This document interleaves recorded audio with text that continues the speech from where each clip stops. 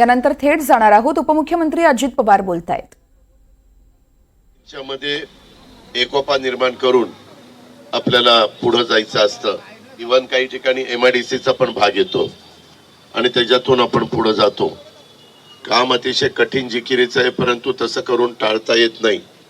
शेवटी सेंट्रलचे पण नितीन गडकरी साहेब मिनिस्टर आहेत नॅशनल हायवेचे, त्यांनी पण आपल्या पुण्याच्या करता खूप काही देण्याचा प्रयत्न केला.